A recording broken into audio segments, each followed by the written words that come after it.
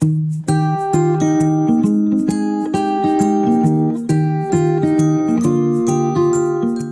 nombre es Natalia Laufer, soy investigadora asistente del CONICET, trabajo en el Instituto INVIRS y en el Hospital Fernández de la Ciudad de Buenos Aires.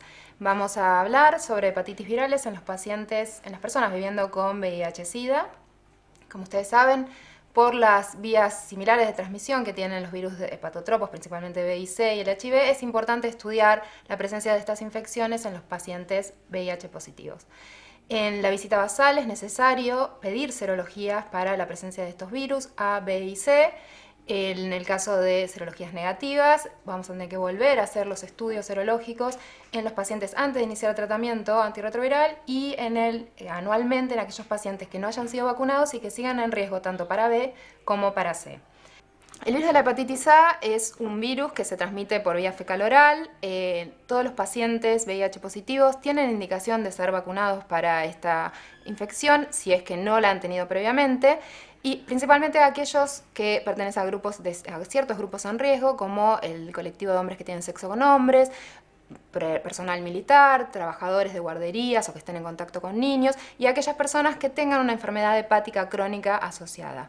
Para saber si la persona ha tenido o no previamente una infección por el virus A, deberemos solicitar serologías tanto de IgG, anti-A o anticuerpos totales contra A. Aquellas personas que resulten positivos del análisis es una persona que ha cursado previamente la infección, dado que esta no cronifica nunca, y aquellos que sean negativos deberán ser vacunados contra la misma. La vacuna es una vacuna recombinante que no está contraindicada en huéspedes inmunosuprimidos, o sea que podemos darla en nuestra población, y se dan 2 dosis con un lapso entre una y la otra de 6 a 18 meses. La hepatitis B y con el HIV comparten vías de transmisión, que ambos virus se transmiten por vía sexual, parenteral y vertical. Se considera que alrededor del 5 al 10% de las personas viviendo con VIH-Sida se encuentran coinfectados en forma crónica por el virus B. La coinfección lleva a una progresión acelerada de la infección por virus B, con un mayor desarrollo de fibrosis y mayor índice de hepatocarcinoma. Un 5% de los pacientes evolucionan a la cronicidad de los pacientes que son inmunocompetentes. En el contexto de la infección por HIV, esta progresión a la cronicidad puede ser más alta, llegando hasta tasas del 25%. Para saber, un paciente se considera que ha evolucionado a la cronicidad cuando permanece con un antígeno de superficie del virus B positivo por más de 6 meses. Para detectar la presencia de la infección por virus B, deberemos pedir determinados marcadores serológicos. En primer lugar, deberemos pedir lo que es el anticuerpo contra el core, el antígeno de superficie y el anticuerpo contra este antígeno de superficie. De esta manera podremos determinar si el paciente ha tenido una infección pasada, resuelta, en la cual tendrá core y anti-S positivo, si tiene una infección actual, en donde estará positivo el anticuerpo contra el core y el antígeno de superficie. Puede ser una infección aguda, en la cual, con estos marcadores, en la cual también tendremos un marcador IgM anticore positivo, o una infección crónica en donde la IgM será negativa. En el caso de una persona vacunada, el anticuerpo contra el antígeno de superficie será positivo, pero los demás marcadores serán negativos. También disponemos de otras herramientas, como es la medición de la carga viral, lo cual nos va a permitir determinar qué pacientes necesitarán o no tratamiento, y también nos va a permitir hacer el seguimiento de dicho tratamiento. Una vez que hemos determinado la presencia de la infección crónica por el virus B, deberemos decidir sobre el tratamiento tanto de la infección por el virus B como de la infección del VIH.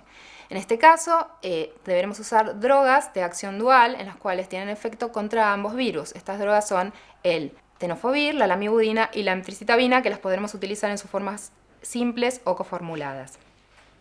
En los pacientes, como hemos visto que la presencia del HIV promueve una evolución más acelerada de la infección por el virus de la hepatitis B, podemos iniciar tratamiento aún en pacientes que tienen más de 500 CD4. En este caso, como dije, utilizaremos drogas de acción dual.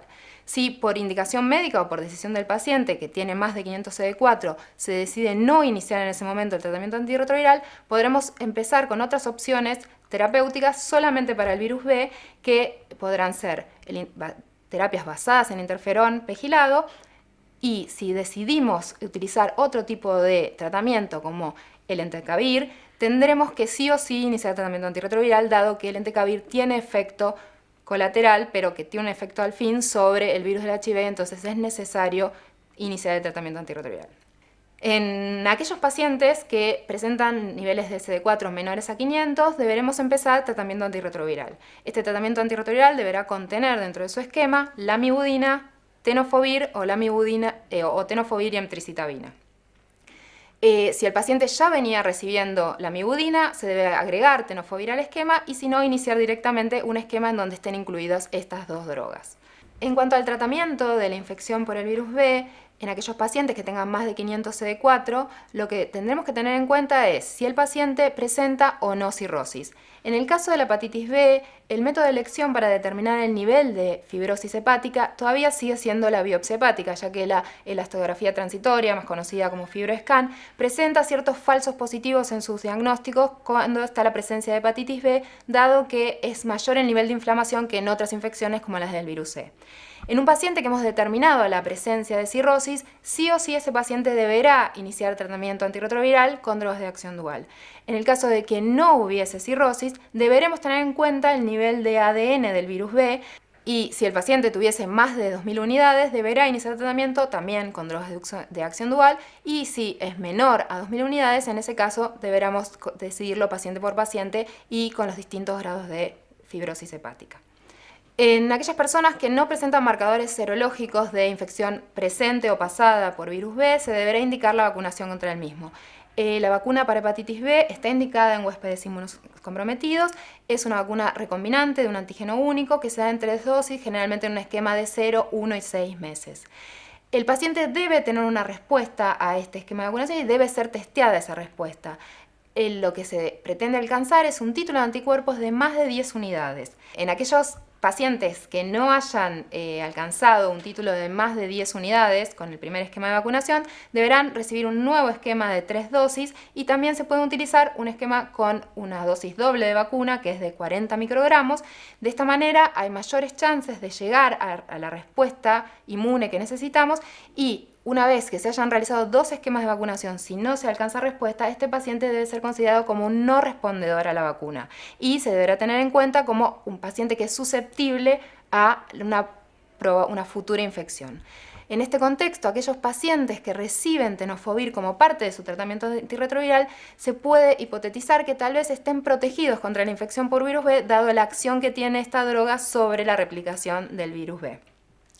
Por otro lado, debemos considerar que el momento óptimo para realizar la vacunación es cuando el paciente presenta más de 200 CD4 y su carga viral está indetectable. Entonces, en aquellos pacientes que presenten menos de esta cantidad de CD4 y tengan carga viral detectable, se debe priorizar iniciar el tratamiento y posteriormente indicar la vacunación para B.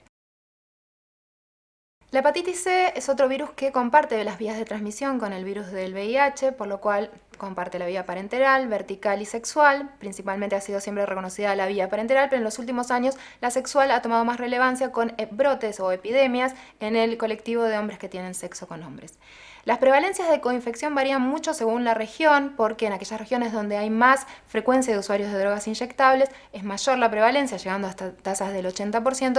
Mientras que en otras poblaciones donde es menor el consumo de drogas inyectables hay prevalencias de alrededor del 10%. En nuestro país, los estudios han demostrado unas tasas de coinfección de alrededor del 20-21%. Para realizar el diagnóstico de la infección por virus C, deberemos solicitar la serología, que es la solicitud de los anticuerpos totales contra el virus C. Estos se vuelven positivos entre 1 y 6 meses posterior al momento de la infección y es muy raro que se produzca la pérdida de estos anticuerpos ante la inmunosupresión, pero en determinados casos podrá existir la presencia de una infección oculta por C, sabiendo que esto es un evento excepcional. Para confirmar la infección por virus C se debe proceder a técnicas moleculares. En este caso lo que deberemos realizar es un estudio cuantitativo en búsqueda del ARN del virus C. Previamente se utilizaban métodos cualitativos porque presentaban mayor sensibilidad, pero los métodos cuantitativos han mejorado en los últimos años, pudiendo detectar hasta 15 unidades y son los de elección en este momento. En aquellos pacientes que hayan perdido los anticuerpos, como les decía, en estos casos excepcionales donde se hayan perdido los anticuerpos, el diagnóstico se realizará mediante técnicas moleculares cuantitativas, lo mismo que en una infección muy reciente, dado que los anticuerpos positivizan entre 1 y 6 meses posterior a la infección, podremos detectar infecciones más tempranas mediante la búsqueda directa del virus en sangre. Una vez que determinamos la infección, deberemos conocer otras características que tiene este paciente. Debemos conocer el grado de lesión hepática, para lo cual podemos utilizar la elastografía transitoria, que es un método a partir del cual se evalúa cuán veloz es el viaje de la onda a través del tejido hepático, y cuanto mayor sea la velocidad que esta onda se transmite, vamos a saber que mayor es la fibrosis. Este es un método indirecto, un método de imágenes que se utiliza para determinar la fibrosis hepática, para inferir la fibrosis hepática. Otra forma de realizarlo es a través de la biopsia hepática. Y además también disponemos de marcadores bioquímicos para la misma, pero con distinto grado de sensibilidad y especificidad. Los mejores métodos para determinar el grado de lesión hepática continúan siendo la biopsia hepática y la elastografía transitoria. En un paciente que hayamos determinado que presenta cirrosis, deberemos realizar una ecografía abdominal cada 6 meses para detectar tempranamente si hay algún desarrollo de una masa tumoral que podamos pensar que es un hepatocarcinoma. También en los pacientes que tengan diagnóstico de cirrosis se deberá realizar una endoscopía cada 1 o 2 años, una endoscopía digestiva alta cada 1 o 2 años para determinar la presencia de varices y su eventual tratamiento. En los pacientes que nosotros decidamos que van a empezar el tratamiento es necesario conocer el genotipo. El virus de la hepatitis C presenta 6 genotipos clínicamente relevantes y dependiendo del genotipo van a ser distintos los esquemas terapéuticos y el tiempo de tratamiento. Los pacientes también deberemos conocer cuál es el estado de la funcionalidad hepática a través del coagulograma, la producción de albúmina y de colesterol. Los pacientes coinfectados por VIH y el virus de la hepatitis B también presentan una progresión acelerada de su infección por el virus B, con mayor desarrollo de fibrosis más temprano y mayor incidencia de enfermedad tumoral hepática. Por este motivo, también se considera que el tratamiento antirretroviral va a beneficiar y disminuir la progresión de enfermedad en estos pacientes. Por ello, podemos iniciar, o es una recomendación, el inicio del tratamiento antirretroviral en pacientes aún con más de 500 CD4. En cuanto a la infección por virus C, la indicación o no de tratamiento dependerá del grado de lesión hepática. Si bien se está avanzando a el tratamiento universal, esto va a llevar un tiempo, dado el elevado costo que tienen los tratamientos y la falta de disponibilidad en todas las poblaciones.